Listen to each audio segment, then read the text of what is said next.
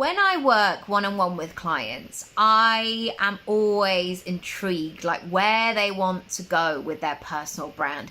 Where are the places and the spaces that they want to be hanging out in? What are they building? And I always invite them to express the ideal version.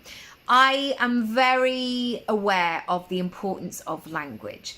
And I never want somebody to say something casually when they mean something else. So I'm always like teasing it and pulling it out of them. Like, what do you mean? What do you actually want to mean? Is it this or is it that?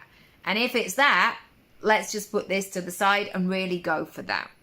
However, sometimes what we need to look at is the process of how then you get to that place where you're good to go. And sometimes people are putting so much energy into the ideal version, they're not taking care of the process or paying attention to the process that is required in order to get there. And often the big things that you want to do only are achievable because you've done the small things, because you've built the reps.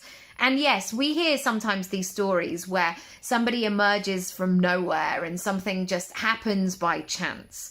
But sometimes what also can happen on a negative point of view is we're so busy waiting for the big thing that when eventually the big thing comes along, we mess it up because we're not ready.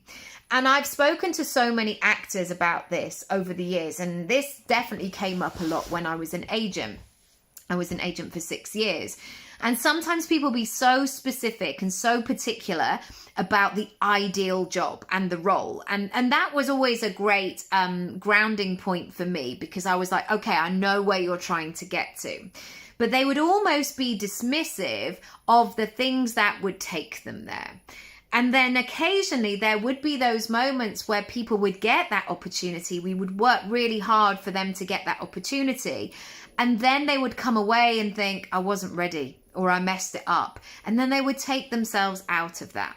So ultimately what you want to do is to hold this lovely lightness, this balance between what it is that you want, but then building the reps that are going to get you closer to this situation.